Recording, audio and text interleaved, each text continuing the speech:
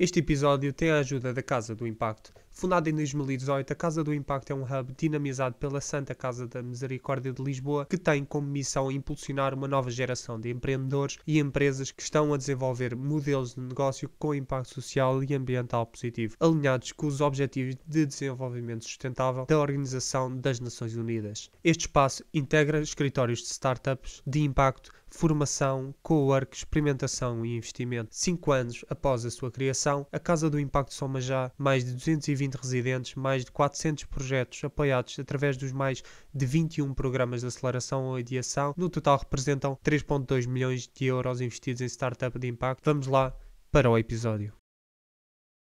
Isso faz-me sempre lembrar a questão da evolução tecnológica, que nós temos tendência como humanos a olhar para a evolução tecnológica como uma evolução linear, e ela não é. É uma evolução em escada, e é uma escada exponencial.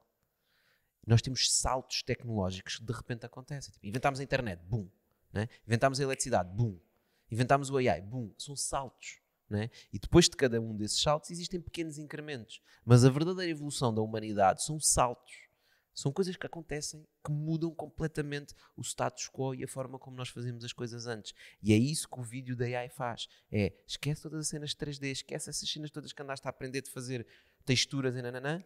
Ele, com base numa data de dados, de vídeos que lhe foram dados, consegue criar uma imagem que nunca existiu, um vídeo que nunca existiu.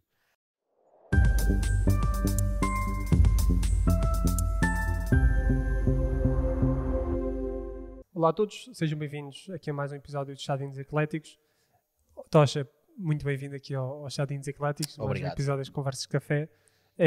Se calhar dos convidados assim que está mais à vontade em podcast, portanto é um pouco... Mas normalmente estou no teu lado. Sim, agora estou deste lado, é completamente diferente. Sim. E explica-nos o que é que consiste os projetos que tens, o que é que costumas fazer. Fala-me um pouco de ti. Ok, então vou tentar fazer um long story short, são muitas coisas. Essencialmente nós atuamos como investidores e empreendedores, portanto temos um grupo que se chama Olicip Way. No grupo Olicip Way temos mais de 60 empresas, mas ao contrário dos típicos investidores de VC, nós não somos um fundo de venture capital. Portanto, não somos um fundo de VC, não temos LPs. Normalmente os fundos de venture capital vão ter com outras pessoas quem lhes dão dinheiro, né? Portanto é engraçado, muitas vezes os empreendedores falam de angariar rondas de investimento. Os fundos que investem nas startups, a primeira coisa que têm que fazer é ir angariar investimento de outras pessoas, né? Portanto de fundos de pensões, de empresas maiores, seja o que for. Acontece sempre previsto. E então, estes VCs depois fazem deploy de capital que não é o capital deles, né? Portanto investem em capital de outros. Nós na Olicip Way não fazemos isso, portanto não temos um fundo, não temos LPs. O que é que nós temos? Temos uma série de empresas que são aquilo que nós chamamos profitable businesses, portanto empresas que dão lucro no final do ano.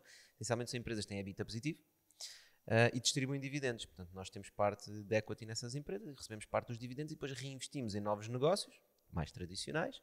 Estamos a falar de coisas na área de recursos humanos, desenvolvimento de software, segurança, coisas desse género. E depois nós investimos não só nesses negócios, como também em startups e também investimos em Web3. As startups não vão dar dividendos, portanto o objetivo de uma startup é ter um evento de liquidez, que normalmente é um IPO ou uma venda, ou uma compra neste caso. E as startups do Web3 é muito semelhante, sendo que têm adicionalmente os tokens, os famosos tokens e os tokenomics, que têm uma lógica um bocadinho diferente do típico do Web 2. Pronto, essencialmente o que nós fazemos é investimos nesse tipo de empresas, investimos em pessoas, acima de tudo equipas, pessoas que são apaixonadas pelos problemas que estão a resolver, investimos numa fase muito inicial e depois, para além disso, fazemos uma série de projetos que nós próprios, como eu disse, também somos empreendedores, também criamos algumas empresas e também criamos projetos, seja desde o Bitol, que nós fazemos, que é um podcast, ou o fundo de investimento Angels Way, que lançámos agora, as aldeias de X na Serra da Lousa recuperámos, já tiveste cá o Manel, né, que já falou um bocadinho sobre a Silveira. Estas coisas que nós gostamos de fazer. E, portanto, fazemos coisas nas quais nos divertimos. Portanto, às vezes me perguntam em que é que trabalhas. Eu digo, eu não trabalho. Né? Tenho essa sorte. Portanto, existe uma linha muito tenue para mim entre o que é vida e o que é trabalho. No fundo, o trabalho é a vida, não é? E eu gosto muito que assim seja. E, portanto, faço um bocadinho de várias coisas. Mas, acima de tudo, a atividade principal é encontrar empreendedores. E fase inicial, investir nas empresas deles. Ok. Perguntava-te então, porquê é que decidiste ingressar para este mundo das startups? Porquê? Eu costumo dizer que há 3 coisas muito perigosas na vida. Um é os carboidratos, a segunda é açúcar e a terceira é um salário. E portanto eu sempre cresci numa família que sempre deu muito valor à equity. Portanto, tu seres dono de equity. Porque por melhor que tu sejas no trabalho que tu fazes, se tu estás a alugar o teu tempo, não é? E é isso que nós fazemos no salário, vamos trabalhar 8 horas por dia, 21 dias por mês e recebemos um salário. Tu podes agarrar no teu salário e dividir as horas que tu trabalhaste no mês. Isso é o que tu ganhas à hora. Não é? Se tu fores o melhor profissional do mundo e conseguires subir o teu preço à hora para 1000 euros, à mesma, o teu limite são 1000 euros à hora. A única forma de tu quebrares o limite de alugares o teu tempo é seres dono de equity. Seres dono de equity numa empresa, num produto, num serviço, numa mídia. Não é? Este podcast, tu és dono de equity. Sim, sim, Portanto, sim. tu tens uma equity neste projeto e essa equity traz-te outras coisas. Eu estou aqui hoje sentado a falar contigo. Antes do podcast, depois do podcast, a gente vai trocar umas ideias. Quem sabe o que é que pode surgir. E, portanto, a equity tem muito poder e permite que tu estejas na praia a beber caipirinhas ou morritos e a equity está a trabalhar para ti. E percebendo isso e tendo sido criado nessa lógica, foi só natural eu tender para a área da nossa sociedade onde a equity é mais valorizada. E normalmente tem a ver com negócios, tem a ver com empresas, não é? Tem a ver com produtos, serviços. E portanto sempre fui exposto a essa área e naturalmente gravitei para, ao cresceres nisto, é obviamente interessante, não é? Não é propriamente tu tens uma empresa e estás todos os dias a fazer a mesma coisa. Eu tenho muitos empreendedores à minha volta, pessoas que são incrivelmente melhores do que eu e com quem eu aprendo muito, e eu tenho equity nos negócios deles. Tipo, eu tenho o privilégio de ter uma parte da empresa daquele gajo incrível, que quando ele fala eu fico a ouvir, fico a aprender. E isso é quase como uma droga. Portanto, depois de investir em algumas empresas, queres investir em mais. Sim. E é normal no mundo das startups, as pessoas dizem, mas então é só pelo dinheiro. Não, 90 e tal % das startups falham. Sim. Até no primeiro ano. No primeiro ano, então, é Sim. o mais normal. Portanto, quanto mais cedo na startup, mais falham. Portanto, a maior falha é as pessoas que têm uma ideia na cabeça e não acontece nada. Isso é o início do funil, né? Depois têm a ideia na cabeça e os que vão pitchar a investidores. Depois os que conseguem levantar a primeira ronda. Depois os que conseguem levantar a segunda. Portanto, isto é tudo, é um funil de morte. Né? Ainda há pouco tempo estive num Fuck Up Night, aqueles eventos onde tu falas dos fuck-ups que fizeste. Sim, sim. E eu dizia, eu sou investidor. Tipo, eu à partida assumo que vai dar fuck-up. Sim, eu vou sim. investir e à partida já acho que vai dar fuck-up. E às vezes quando começa a ter sucesso, seja o que isso for, uau, está a ter sucesso, fixe. Né? É tipo, é o outlier. Ou seja, estás sempre por garantido, não, mas partes do pressuposto que vai dar erro. A Não vai dar probabilidade certo. é que vai falhar. Pois. Não é? Porque nos negócios mais tradicionais é um bocadinho diferente e nós também temos essa componente, não é? E tu dizes, vou criar um escritório de advocacia. É um negócio que existe, toda a gente precisa de advogados, não é? Portanto, se tu executares bem o teu projeto, consegues ter uma empresa. Isso é nos negócios. Nas startups é diferente. Nas startups ninguém diz, vou criar um escritório de advocacia. Não, isso não é uma startup. Uma startup eu vou acabar com todos os escritórios de advocacia e fazer um marketplace onde toda a gente vai lá e os advogados passam a ser todos freelance para o meu marketplace. Sim, sim. Portanto, é sempre disrupção. E a disrupção implica grande risco. Tal como o retorno. Se tu queres ter grandes retornos, tens de correr grandes riscos. Portanto, é normal que as startups falhem muito. E por isso, tanto exposto a essa área, não é? E à medida que estás dentro disso e vais falando com empreendedores e vais aprendendo com eles e vais arriscando e criando novos produtos e tentando ajudar a resolver os problemas, porque é isso que nós gostamos de fazer, não é só um investimento financeiro, é acima de tudo um investimento de nós gostamos de pensar das coisas do início, pensar na estratégia, go to market, quem é que são os clientes, qual é o modelo de negócio, todas essas coisas, permite-nos estar expostos a todas essas coisas em várias áreas diferentes e ajudar as pessoas a crescer, ajudar as empresas a crescer e eventualmente elas também vão ter um retorno financeiro que nós depois usamos ou para investir em mais startups ou para investir em pedras na Serra da Lousã. Portanto, coisas que nos apaixonam. E falando na Serra da Lousã, qual é que é o teu papel No projeto? no Silveira Tech? Qual é o meu papel? É assim, nós trabalhamos, portanto a minha família, nós estamos sempre todos envolvidos no grupo em geral, cada um nas suas áreas. Eu acho que o meu papel tem mais a ver com, portanto eu estou mais do lado da Olicip Way na parte de inovação, startups e investimento. O nosso objetivo é ter sucesso aí também para podermos construir a Silveira. A Silveira requer um investimento muito grande. e não é um investimento, não é um projeto que é fácil de vender a investidores, porque não tem um objetivo financeiro a médio, curto prazo. Portanto, aqui é um projeto a muito longo prazo. Vai requerer muito investimento, muito tempo. E não acho que os retornos vão ser incrivelmente espetaculares em termos financeiros. Os retornos vão ser incríveis, sim, noutras coisas que não são fáceis de medir. Não é? Seja em termos da comunidade que se vai criar lá, o impacto que nós vamos ter na montanha, as coisas que vamos aprender e que vamos ensinar a outras pessoas do que é possível fazer na floresta. Portanto, há uma quantidade de impactos que são difíceis de medir, e quando um investidor olha financeiramente para o projeto é difícil. E por isso nós temos que dar os primeiros passos, nós temos que demonstrar como é que isso vai fazer, e para isso temos vários projetos a correr, várias formas como nós podemos financiar o projeto, e é isso que estamos a fazer, já estamos a construir, né? O Manel já deu todos os segredos, porque quem quiser vai ver o episódio do Manel que tem lá todos os detalhes. Portanto, acima de tudo, nós trabalhamos como uma equipa em que cada um tem as suas áreas, os seus pelouros, e tentamos fazer o projeto crescer. O projeto está muito ligado a empreendedorismo, está muito ligado a investimento, neste caso não tanto startups, mas um investimento de impacto sustentável, agricultura, floresta, regeneração. Eu acho que há tanta coisa que se pode fazer e que se pode ligar. Cada vez mais os empreendedores, founders, tech, dão mais importância à natureza, não é? Sim, sim, sim. E nós fazemos o retiro da Olicipay, da comunidade Olicipay, o retiro com todos os nossos founders e C-levels, etc. Fazemos sempre na Cerdeira. E o impacto é sempre super forte. As pessoas dormirem na aldeia, acordarem na aldeia de manhã. Fazemos os desafios sobre várias empresas. Depois vamos fazer uma atividade qualquer mais criativa, não é? Ou mais florestal. Portanto, as pessoas sentem a energia de estar ali. É completamente diferente. E é isso que nós queremos trazer. Nós, por acaso, já tivemos um convidado que fez agora recentemente, a Golf Acoustic. O Rodrigo. Rodrigo Pessoa Jorge. Sim. Ele teve no nosso podcast há cerca de... Portanto, este episódio vai ser um pouco depois de nós estarmos aqui a gravar. Portanto, cerca de 3 meses. E eu vi no LinkedIn há uns tempos que ele levou a equipa do Golf Acoustic para a Silveira, para a Silveira Tech. E que os testemunhos foram bastante positivos. Eles fizeram um retiro lá na Silveira Tech. Lá está.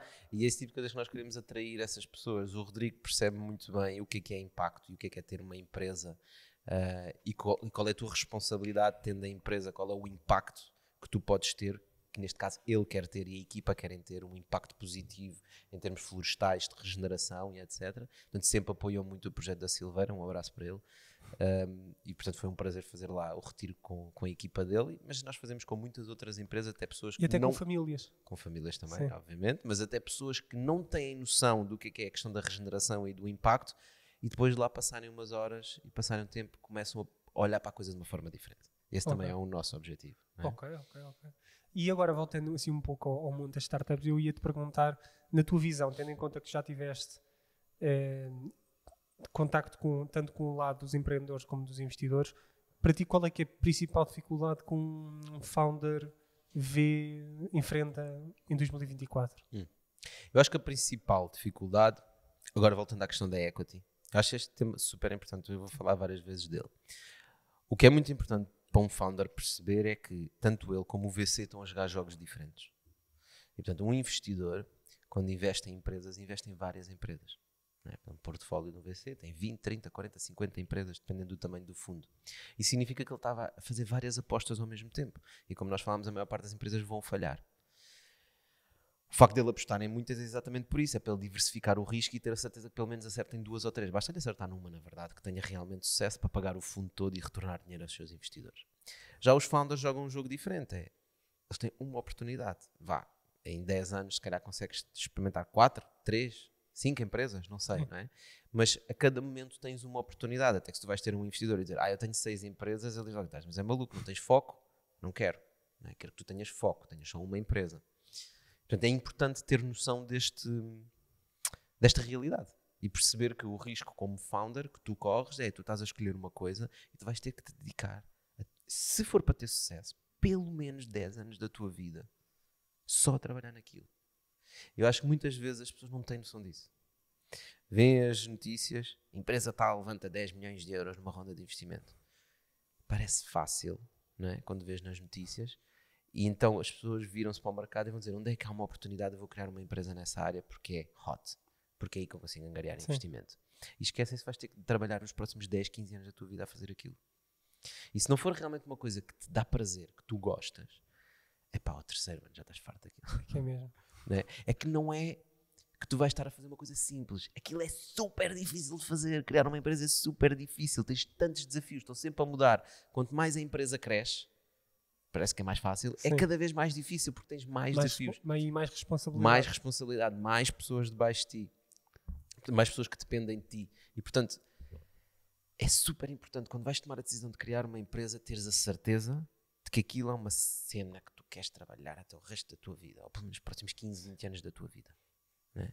Porque vais ter que mesmo dedicar tempo àquilo se for para ter sucesso. Se não for para ter sucesso, sim, ao fim do ano, 2 anos percebes, não é isto, vais fazer outra coisa, Sim. ao fim do ano 2 percebes, não é isto, vais fazer outra coisa e andas sempre a saltar. Que eu acho que não é bom. Portanto, acho que deves encontrar a tua área, a área que te apaixona e construir uma empresa na área que te apaixona. Portanto, o maior erro que eu vejo os empreendedores a cometer, há muitos erros, mas aquele que eu vejo logo no início é fazer uma empresa numa área que não te diz nada. Sim, sim. Porque é uma oportunidade. Porque Sim. achas que é uma oportunidade. E o Warren Buffett, agora, não é tanto nas startups, mas na parte do investimento, o Warren Buffett por acaso defende isso, de investir em áreas que uma pessoa tem conhecimento. Ou seja, podemos também fazer aqui uma analogia para começar uma startup ou uma empresa numa área em que a pessoa minimamente tenha conhecimento sobre a área. Porque também, eu acho que depois um desafio que os empreendedores têm hoje em dia é a parte de idealizar o produto que querem desenvolver. Ou seja, têm de testar o produto, têm de lançar para o mercado, se não der, têm de ver quais é que são as nuances e as características que podem alterar. E acho que também é uma dificuldade que os empreendedores têm hoje em dia, que é, lá está, as pessoas têm muita noção da ideia de que, ok, eu vou criar esta empresa, eu tenho conhecimento sobre a área, mas eu não tenho grande à vontade para alguém me dizer que a minha ideia está errada. Sim, isso é o normal. Isso é o esconder a ideia. Sim, sim. É dizer, olha, eu tenho uma grande ideia, mas não te vou dizer aqui. Sim. Daqui a uns meses eu digo-te, eu quero que assines um NDA, essas coisas. As ideias valem muito pouco. Há algumas ideias extraordinárias que valem muito dinheiro, mas são tão raras, que normalmente não é essa a ideia que estamos a falar. E quando tu tens uma ideia, o que tu queres é testar a ideia. Portanto, queres ir falar com as pessoas da área e perceber se realmente é um problema. Queres desenvolver o mínimo de código possível para ires testar a ideia. Muitas vezes fala, não faças uma linha de código, faz uma página, uma landing page, um Airtable, Notion. Tens tantas plataformas no-code hoje em dia que permitem testar e iterar rapidamente. E isto é a esmagadora maioria das empresas, das startups. Neste caso, não das empresas, das startups. Mas há uma linha de startups especial, diferente. Não é? Se perguntares ao Sam Altman do OpenAI quantos focus groups ou quantos estudos de mercado é que eles fizeram para saber se as pessoas queriam um chat GPT, a resposta é 0. Não é? Estiveram 6 anos a desenvolver fechados numa cave para sair o chat GPT. Não é? E alguém pode argumentar que o chat GPT não vai resolver um problema e que não é uma ferramenta incrível. É. Só que essas ideias são altamente raras.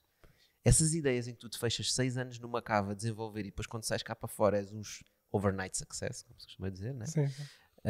São muito raras. E é verdade que o Sam Altman não te foi perguntar, porque se ele te fosse perguntar, olha, queres um chat, queres tipo um chatbot que te responda a perguntas que tu lhe fazes? Tu respondes, não, mano. Eu já tenho o Google. Quero essa porcaria para quê? Sim. Não, e tu já estás a imaginar o que é o chat GPT hoje, mas tu imaginarias um bot, aqueles que tu dizes assim, sim, quero comer francesinha ao almoço, e o gajo diz assim, quero batatas fritas, queres um bitoca? Não funcionavam bem. Sim. E portanto tu nunca ias conseguir chegar ao chat GPT, aquilo saiu da cabeça deles. Eles imaginaram aquele futuro, eles construíram para aquele futuro, uma cena incrível, e lançaram. E às vezes as pessoas confundem as tais 99% de startups que são testa ao mercado, testa ao produto, verifica se os teus clientes têm este problema, com os OpenAIs da vida, que são altamente raros. Okay? Mesmo bué da raro. Sim. Se tiveres uma cena dessas, é incrível. É tipo a one lifetime opportunity. Se tu estiveres exposto a uma ideia desse género, é uma one lifetime opportunity. Isso não vai acontecer mais na tua vida. É altamente improvável que aconteça. E, portanto, a maior parte das empresas tu tens que criar uma assumption, uma assunção de que o problema é este, que a solução é tal, e testar. Testar com clientes, estar à frente deles, olhar para o trabalho deles, vê-los como é que eles usam a tua ferramenta, iterar, pivotar, mudar, adaptar. até encontrares o chamado Product Market Fit. O Product Market Fit é nada mais, nada menos quando tu encontras um produto que realmente está mesmo a resolver um problema e as pessoas querem comprá-lo, querem pagar por ele. E aí depois de conseguires um Product Market Fit é que tu vais levantar dinheiro de investidores a sério. Antes disso tens os investimentos mais pequenos, que é os Business Angels e os Pre-Seed, onde nós investimos. Ok. Agora, eu não gosto de investir numa cena para descobrir. Gosto de já ver mais ou menos o caminho, perceber mais ou menos o problema, perceber que a pessoa que está a tentar resolver o problema realmente tem experiência no problema, não é? Ou seja, preferes numa fase já em seed, não em pré-seed. Nós investimos sempre em pré-seed, Em pré-seed, ok. mas já com algumas tendências de seed, no sentido que o investidor não quer entrar numa empresa e dizer, epá, eu tive uma ideia que há um problema na área de móveis, estou à procura de 150 mil euros, pá, ninguém te vai dar dinheiro. Né? Tiveste uma ideia, mas Sim. qual é a ideia? Né? Portanto, um pré-seed não é que tu não tens nada. Não, olha, eu identifiquei uma oportunidade na área de móveis, pá, já giro um grupo no Facebook de móveis usados, temos mais de 2.500 membros, o grupo é altamente ativo, tenho várias pessoas a perguntar-me se não conhecem pessoas que vendem móveis em segunda mão, tenho várias pessoas que vendem móveis em segunda mão a perguntar-me onde é que eles podem arranjar clientes, tenho o supply, tenho o demand, claramente estou a ver aqui que falta um marketplace que junta estas coisas. Eu tenho o canal, já estou no mercado há algum tempo, pá, preciso de 100 mil euros para dar o kick-off, para criar o primeiro base do marketplace. É aí que eu entro. Este gajo está na área, percebe o problema, já fez qualquer coisa. Tem algum background? Tem background, Sim. já validaste a ideia. Não? E já perguntaste às pessoas se eles iriam para uma plataforma? Sim. Então faz no Unicorn Platform, que é grátis no code, cria um marketplace básico e começam a ter lá pessoas dentro. Elas vão lá, continuam a fazer login, vão lá recorrentemente, já houve trocas, eu estou a fazer isto tudo à mão, num Excel e num caderno, eu preciso de contratar pessoas, mas eu não consigo tomar conta. Isto é o que tu queres ouvir. Sim, sim, sim. Não é, tive uma ideia no chuveiro ontem à noite, montei este pitch deck, está aqui, o que é que tu achas? Acho que não é muito fixe. Está bem, então esquece, olha, tenho aqui outro, olha este. Isto é um vendedor de rua, não é? É como se fosse aquelas máquinas de tic-tac. Exato. Clicas e sai um pitch. Sai um pitch novo. Um pitch novo. E há pessoas que atuam assim no mercado. Eu tento sempre, nós fazemos muitas calls, mesmo com pessoas com quem não vamos investir, mesmo só para ajudar e para dar feedback, é sempre isto que eu digo, imagina que o dinheiro era teu, não é? Imagina que eram os últimos 100 mil euros da tua família, tu arriscavas nisso? Acreditas assim tanto nisso que arriscavas? Porque há empreendedores que diriam que sim. Eu acho que se calhar seria inconsciente fazê-lo. Sim, sim. Mas só o facto de tu estares realmente a acreditar que sim, demonstra qualquer coisa. Demonstra paixão, demonstra vontade, demonstra crença de que existe uma diferença entre crença e ignorância, não é? Sim. Tudo isto são linhas muito tenues, não é? Tu ouves alguém, vezes aqui o Tocha a falar e pensas, é isto. É tudo muito subjetivo. O equilíbrio entre um e outro, por exemplo, há um equilíbrio muito giro que é entre um founder que sabe ouvir e um founder que sabe o que quer. O equilíbrio é muito tenue, porque tens um que vai para uma reunião e tu dizes, mas eu não concordo com isso, devia ser assim. E ele, ok, então vamos fazer assim. Puma, muda logo de ideias, isso é mau. E depois tens outro que diz, olha, eu vou fazer assim. Eu digo, mas se calhar devias fazer mais assim. Não, a gente vai fazer assim. Não muda de ideias, também é mau. Não. Portanto, tu queres um equilíbrio no meio. Um gajo que é Sim. capaz de ouvir, mas que também não muda de opinião só porque te ouviu, que é capaz de tomar as suas decisões, tem a sua visão. Ou seja, tudo isto são linhas tenues para encontrares um bom founder, para encontrares uma boa empresa. Porque, no final de contas, os VCs não sabem. Não é? Se tu fores ver o portfólio de um VC, se os VCs realmente soubessem o que é criar uma boa startup, eles só tinham sucessos. Para que é que eles investem em sucessos? Porque não sabem. Não é? Por ser que o portfólio, 95% é para fechar. Pois. E há uma que retorna tudo. Ok. E por acaso tenho visto uma estatística engraçada que é os VCs quando vão buscar dinheiro têm uma tese. Dizem assim, olha, nós vamos investir na área de pré-seed, de insurtech, Portugal, é assim que a gente vai obter o deal flow, portanto tem uma tese de como é que vai ser o investimento deles e esta tese é o pitch deles para angariar dinheiro de LPs. E eu vi uma estatística muito interessante que é, há um valor de retorno completamente anormal em VCs que investem fora da sua tese. Estás a ver? Ou seja, tem que investir em 20 empresas, 19 investiram naquela tese que eles disseram aos LPs e uma delas investiram numa cena que não tem nada a ver. E incrivelmente essa cena que não tem nada a ver é que depois traz os maiores retornos. Eu estive a pensar um bocadinho disto e realmente faz sentido, que é, eu estou tão convencido na minha tese que eu só invisto na minha tese. Mas apareceu-me aqui uma oportunidade que é tão boa que eu até estou disposto a sair fora da minha tese. Pá, não, eu vou arriscar isto. É uma sorte do caraças, encontraste uma cena incrível, um outlier, uma coisa diferente.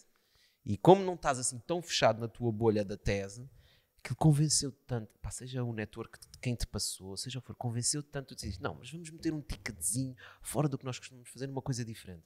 E incrivelmente, estatisticamente, em vários VCs, portanto, estamos a falar num estudo com milhares, esses outliers são os que retornam coisas incríveis. E que depois compensam o investimento feito nas outras que não tiveram sucesso. Um VC, normalmente, uma empresa paga tudo. Pois. Essa é a lógica. Portanto, investe em 20 ou 30, há uma que paga tudo e retorna 5 vezes o fundo ou 10 vezes o fundo, se for incrivelmente bom. Mas se for 2 ou 3 vezes já é bom. Não há assim tantos VCs com retornos espetaculares. Pois. E eu tinha visto no teu LinkedIn, tu também estiveste a trabalhar na China. Uhum. Tiveste lá, como é que isso te ajudou assim para o mundo do empreendedorismo, para o mundo das startups? Acho que me ajudou no...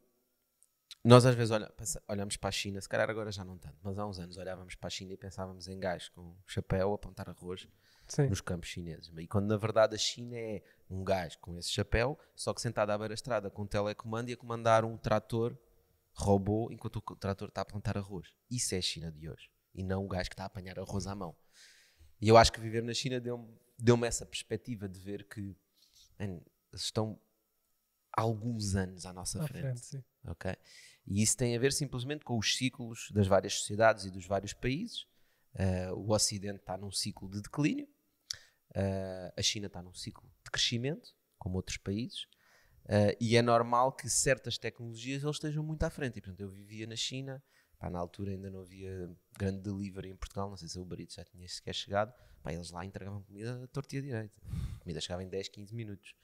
Portanto, já tinham um mercado muito, muito evoluído em várias coisas tecnológicas e viver lá permitiu-me ver uma sociedade completamente diferente. E às vezes falas determinadas coisas aqui em Portugal ou na Europa em geral, são coisas que eles já fazem. Só a título de exemplo, a China toda tem mais rede de comboios de alta velocidade do que o resto do mundo todo junto.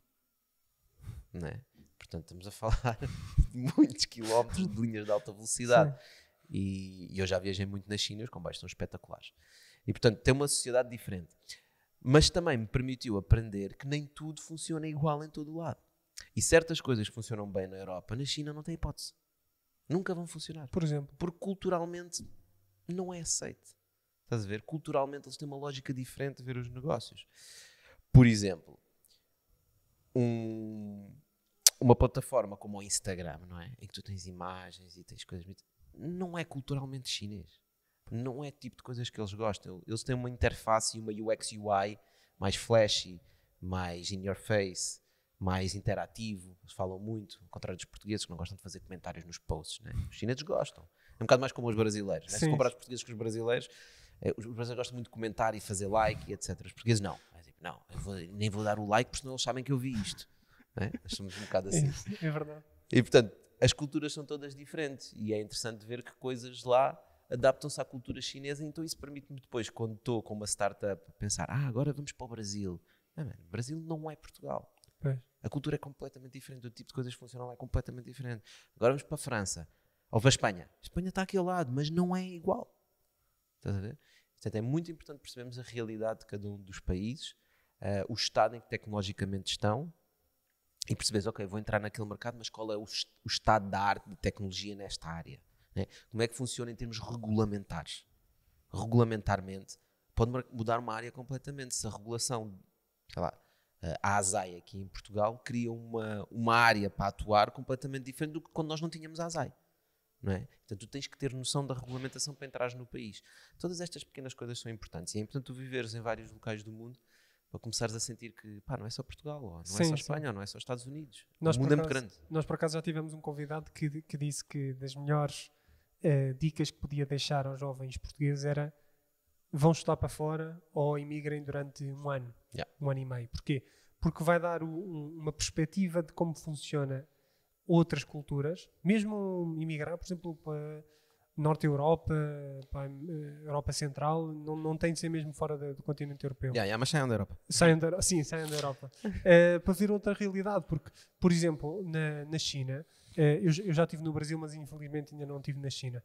Mas eu tenho de ir, sim. Porque eu até sei falar um bocadinho de mandarim. Só um bocadinho. Deves saber mais que eu. Só sei dizer ni hao. E então como é que tu...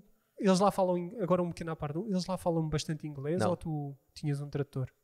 Eu usava o Weixin, que é o WeChat deles. Usava tradutores. E desenrascavas-te no dia-a-dia? Sim.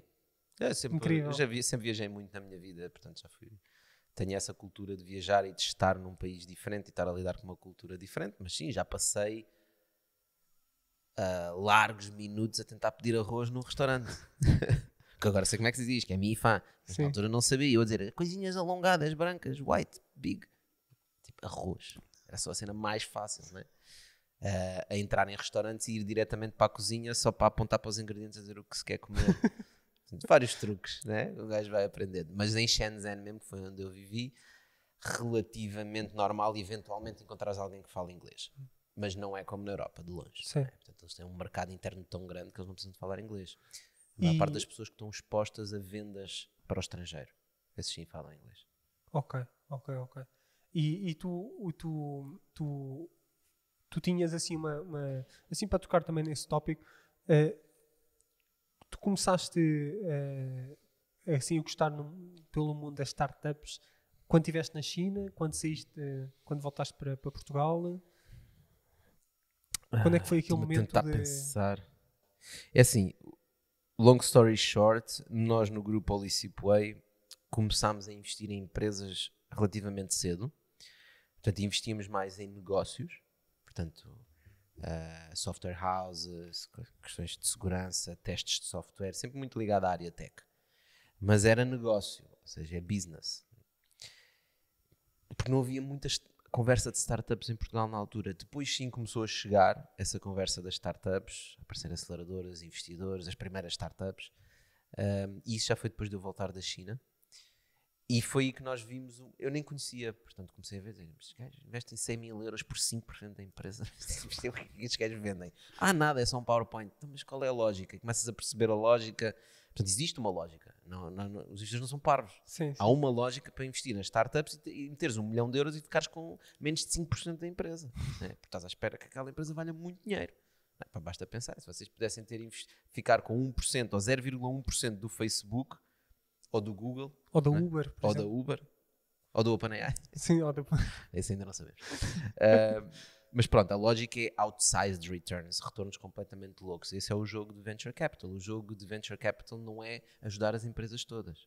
O jogo é investir em 10, olhares para as 10 ao fim de 3 meses e dizer aquelas duas não estão a conseguir, encosta a box. Às vezes que já nem sequer respondem e-mails. Double down on the winners. É o objetivo. Estes estão a ganhar, mete mais naqueles.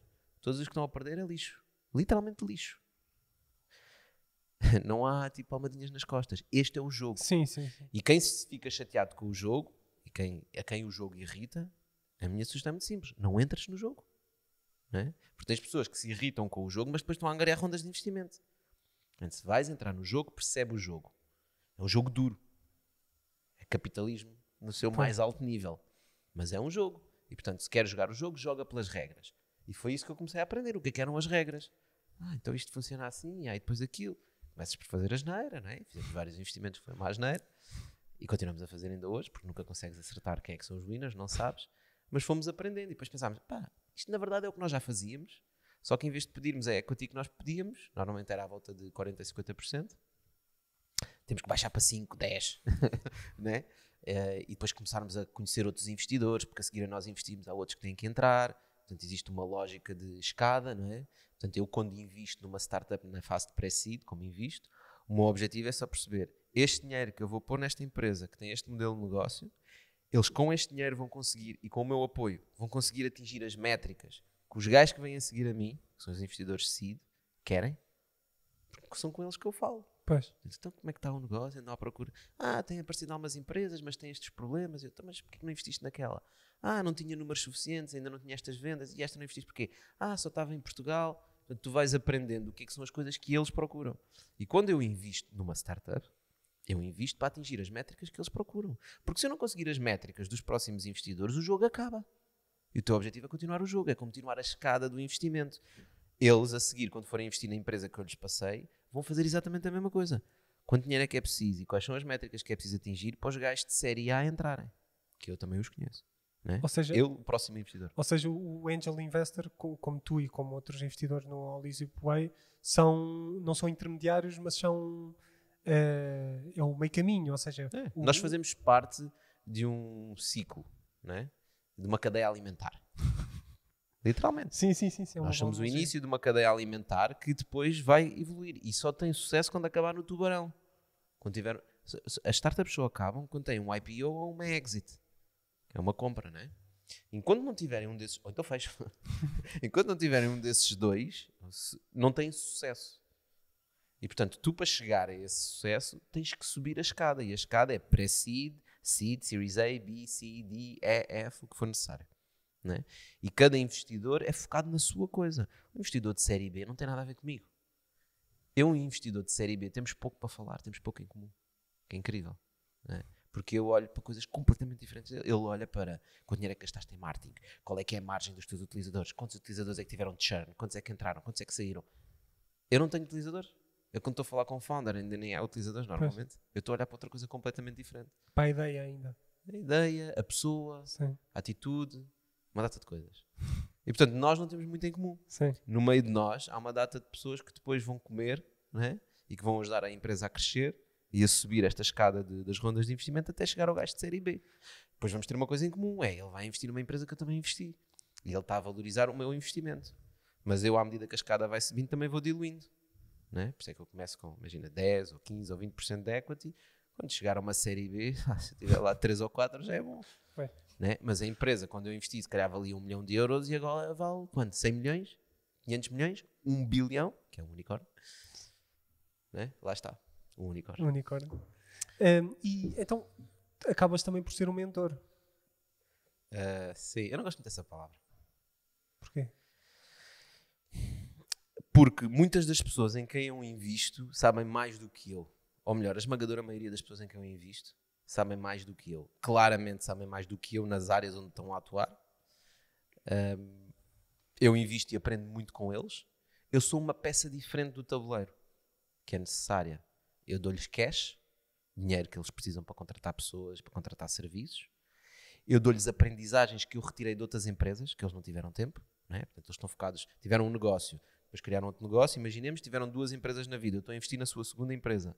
Entretanto, eu já passei por outras aprendizagens que lhes posso trazer. Dizem, vamos fazer isto. Olha, já fiz isso 2 ou 3 vezes no passado, não correu bem por causa disto e disto. Bora se calhar experimentar isto e aquilo. Não é? Portanto, essa experiência, a opinião diferente de alguém que tem os incentivos alinhados contigo. Olha, estou a pensar fazer isto, aceitar este investidor e diluir este valor. Olha, eu também vou diluir, portanto, não sei se essa é a melhor decisão para nós. Repara, vamos diluir muito. Se calhar se conseguíssemos atingir estes dados, estas métricas, a seguir conseguimos ir buscar uma ronda e não diluir tanto e fazer isto e aquilo. Temos incentivos alinhados, porque eu também tenho equity, ele tem equity.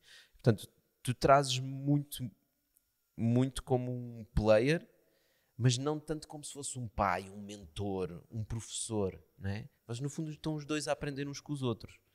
Claro, depois há aqueles VCs que são incríveis, extraordinários, que já tiveram grandes exits, já tiveram grandes empresas. Sim, esses se calhar podes olhar para mentor.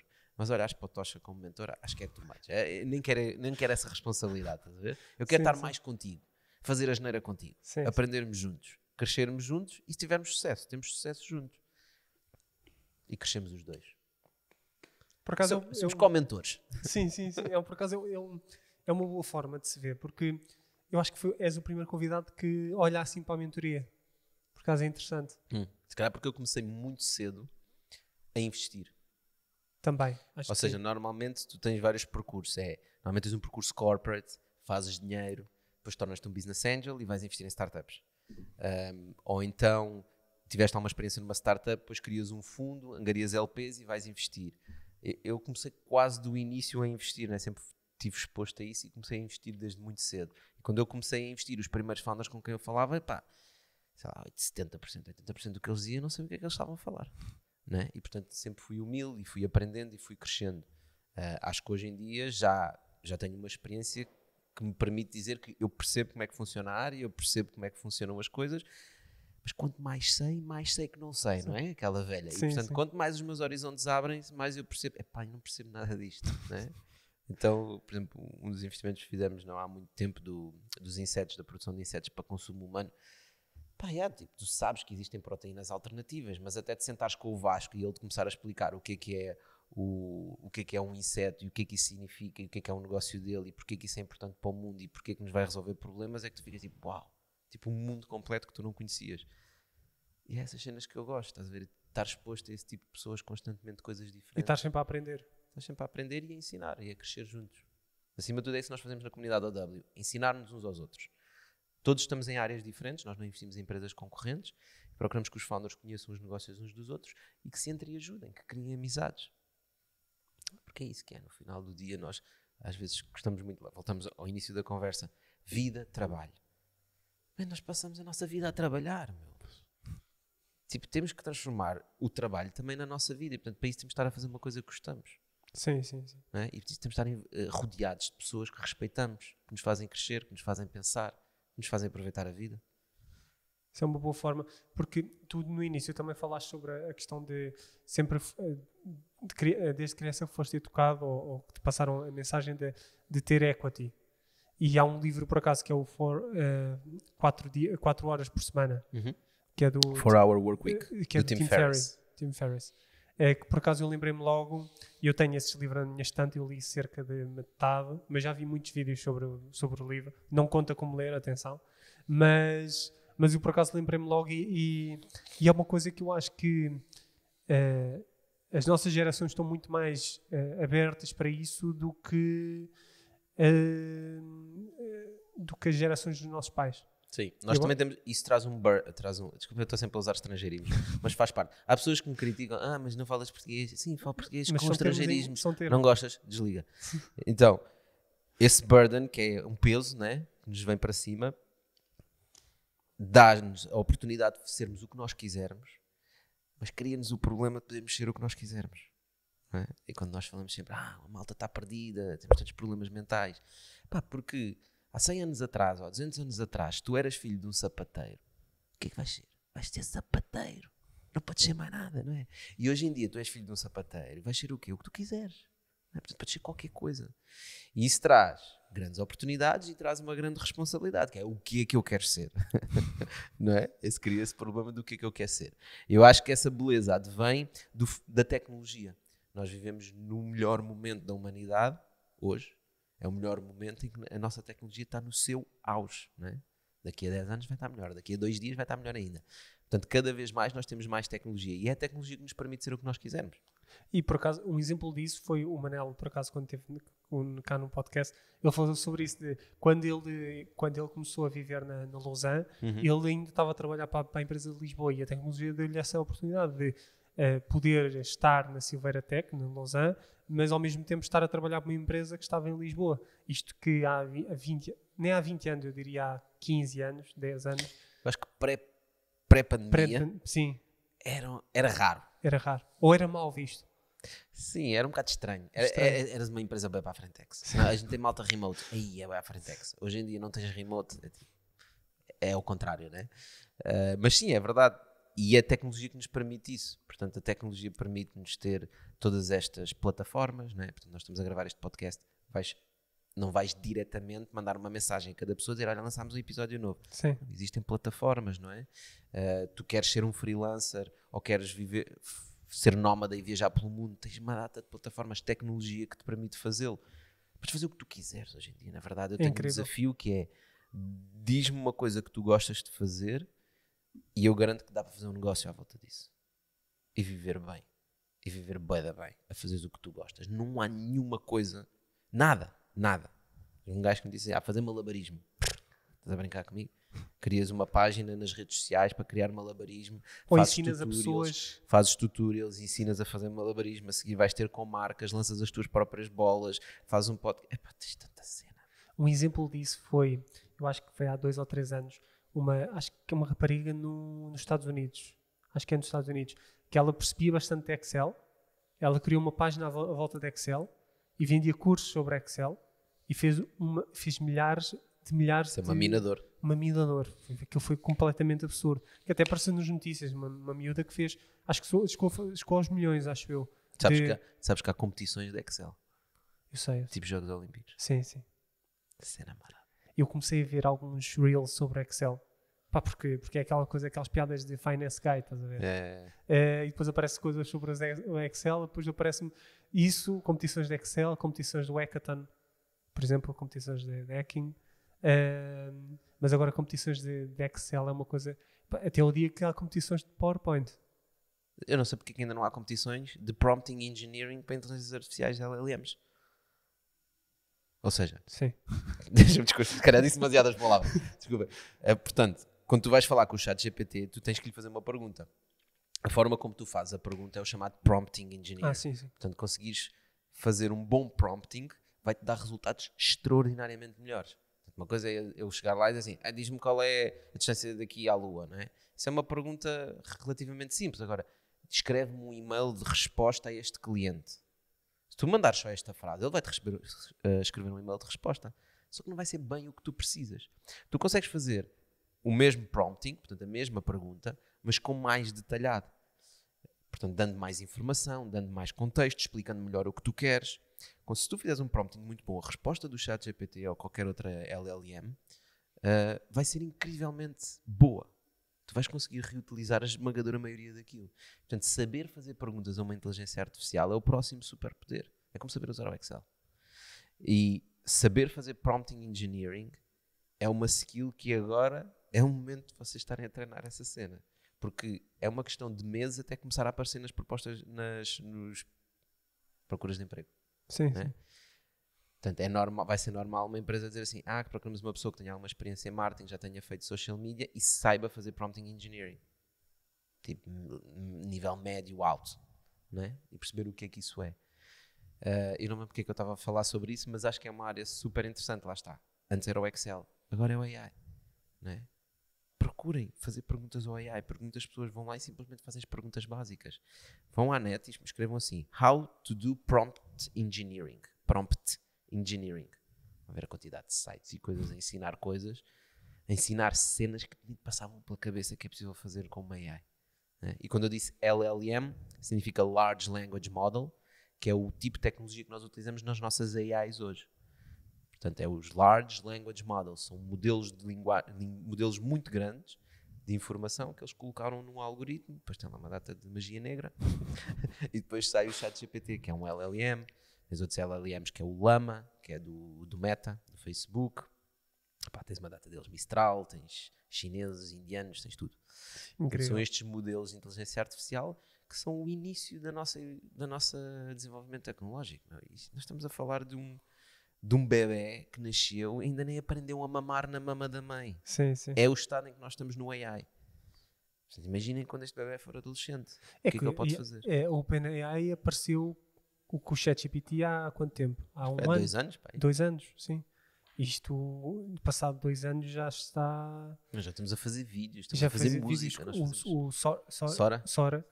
E por acaso, sobre o Sora, tu já deves ter visto a diferença de vídeo o primeiro vídeo que eles fizeram através da inteligência artificial do Will Smith a comer esparguete. Sim, a comer estava esparguete, todo torto. Sim, estava torto. E depois de repente aquele vídeo do Sora da apresentação, que eu acho que é no Japão. Aquilo foi uma... Da rua, né? Sim. Foi incrível. Incrível. Pá, aquilo... É que faz-me confusão como é que num curto espaço de tempo a tecnologia evolui assim bastante. Por exemplo, nós já tivemos um convidado a explicar-nos que text to image é fácil. Agora já se consegue programar isso. Agora, text to video é muito mais complicado, porque envolve muito mais algoritmo, muito mais programação e alguém chegar a um software, clicar eu quero um vídeo do Tocha e do Gonçalo aqui a mandarem bitites sobre empreendedorismo e sobre startups, e depois aparecer o Tocha e o Gonçalo a falar sobre isso, também é um bocado assustador, digamos assim, não é? Sabes o que é mais incrível ainda? Existe uma tecnologia que se chama Unreal Engine, que é essencialmente uma empresa que ajuda a fazer coisas em 3D. Portanto, seja cenários, seja jogos, seja vídeos. E o que acontece quando tu queres fazer uma coisa em 3D, portanto, imaginando aqui, né, eu tenho que desenhar esta mesa em 3D, tenho que desenhar este holder, este microfone, esta garrafa, tudo em 3D, e depois colocar de uma forma espacial num programa, e depois a partir desse momento eu consigo colocar a câmera em qualquer sítio e consigo filmar a cena. Isso requer muita capacidade de rendering, de renderização, que é agarrar em todos os pontos 3D e transformar isto com textura e com o espaço todo. O que é inacreditável é que o Sora, ou todos os AIs que fazem vídeo, não fazem isso. Ou seja, eles não renderizam objetos.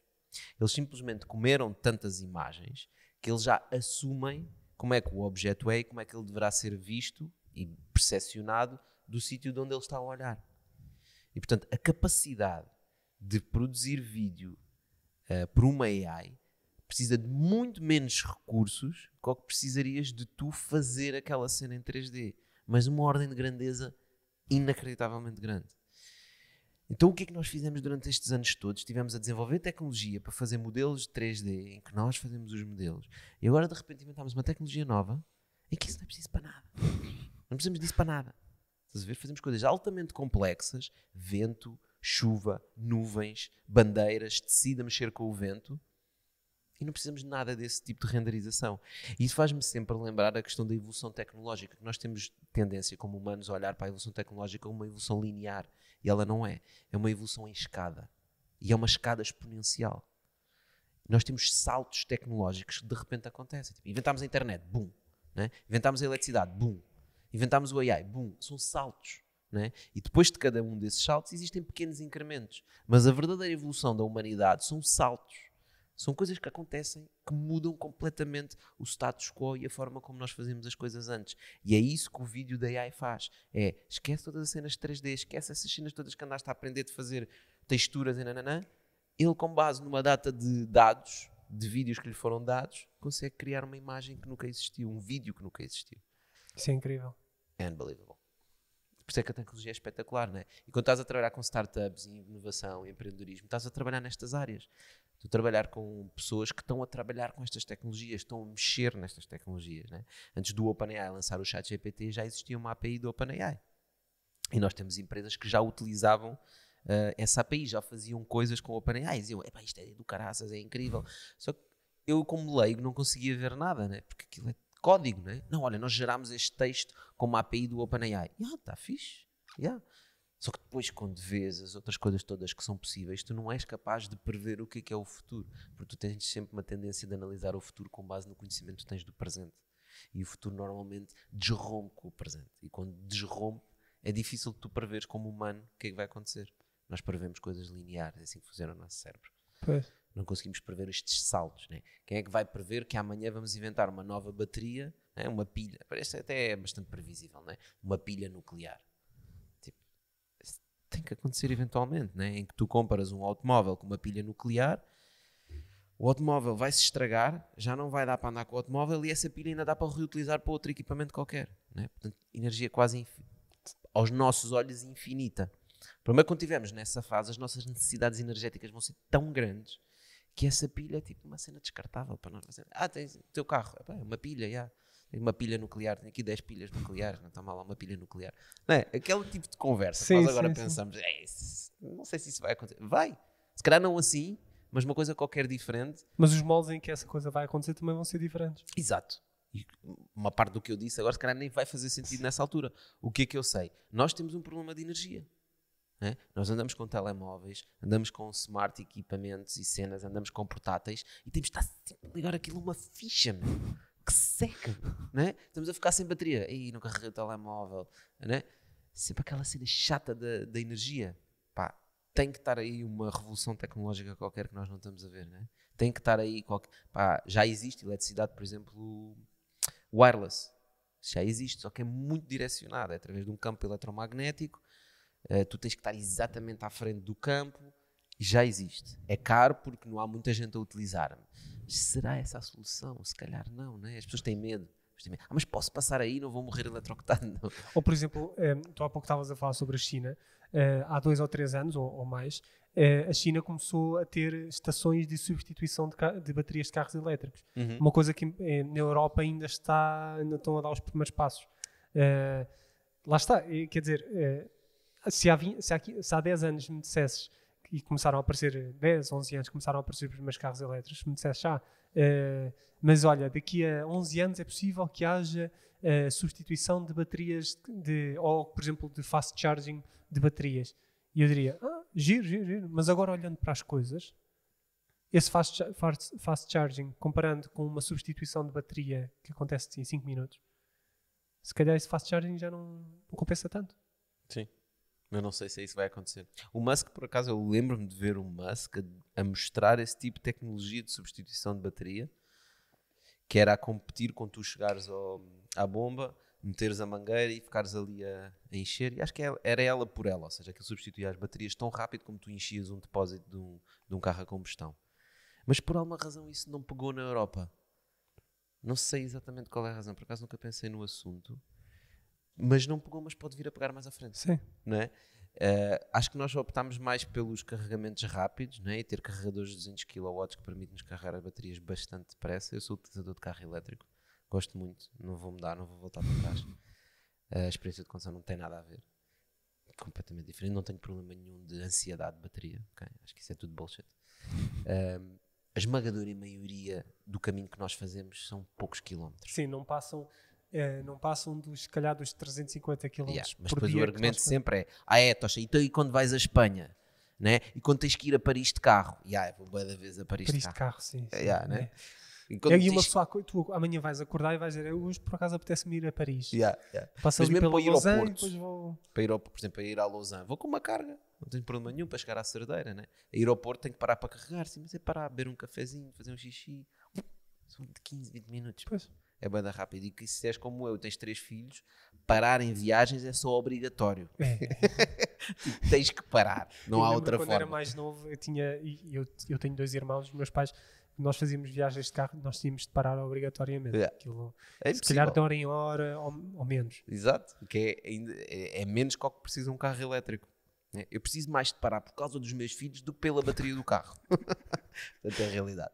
Mas lá está, vai mudar. E provavelmente. Mas não há lítio suficiente para fazer as baterias todas, para fazer todos os carros elétricos. Pois não há. Mas nós também não vamos ter baterias de lítio. Porquê que haveríamos de ter? Eu gosto muito de uma história. Eu não me lembro qual é que é o material. Mas quando apareceram os primeiros televisões a cores, que eram com aqueles. Não eram as nossas plasmas, né? Sim. Aqueles catodes, ou como é que eles chamam? Aquelas túneis, vocês veem na net. Bastante grande. Pronto.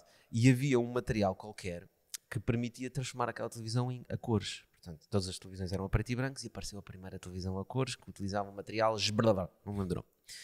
Então houve um gajo que estudou e foi estudar a quantidade de material desse que existia à face da Terra e chegou à conclusão que só tínhamos material suficiente para produzir 1200 televisões a cores. Não me lembro exatamente dos números. Eu estou a inventar números só for the sake of the story. Podem procurar os números a sério. Mas só havia 1500 televisões que dá para fazer. Então ele chegou à conclusão que só 1500 famílias no mundo é que iam ter televisão a cores. Porque não há material suficiente para fazer mais que 1500 televisões a cores. Guess what? Temos televisões a cores em todo o lado hoje. Porquê? Porque já não usamos esse material. As baterias é exatamente a mesma coisa. Nós hoje olhamos para o lítio. Amanhã é outra coisa. Não é? A beleza da forma como nós organizamos a nossa sociedade capitalista é essa mesma. É quando existe uma oportunidade e quando existe alguma coisa que pode ser melhorado e uma oportunidade de preço, o mercado movimenta-se para lá e resolve esse problema. O mercado resolve sempre a ineficiência do mercado. E quando as empresas veem que há uma oportunidade, ou as pessoas, na verdade, as empresas não existem, são pessoas. Quando as pessoas veem que há uma oportunidade das pessoas terem televisões a cores e só dá para fazer 1500 com esta tecnologia, eles investem em procurar uma tecnologia diferente. Procurar uma tecnologia que permita resolver o problema deles, que é entregar não 1500 televisões, mas 1500 milhões de televisões, não é mais. 1500 televisões, se calhar por dia ou por hora. Sei lá quantas televisões é que nós temos no mundo. Com 8 mil milhões de pessoas, tem muita televisão. Né? E já viste quando entras numa sala e estão bué televisões? Pois. O gajo que eu estava a pensar, 8 mil milhões de pessoas, pelo menos cada pessoa uma televisão e meia. Certo, mas estás a assumir que uma parte significativa do mundo tem televisão. Que não tem. Que não tem. Pois. Mas também tens no mundo ocidental pessoas que têm dezenas de televisões. Tem televisão na cozinha, tem televisão na casa de banho, que eu já vi, tem televisão na sala de estar. Depois entras no escritório que tem 20 televisões, uma em cada sala. Só, por exemplo, como eu costumo ir aos registros e às conservatórias, quantidade de televisões que aquilo tem. Exato.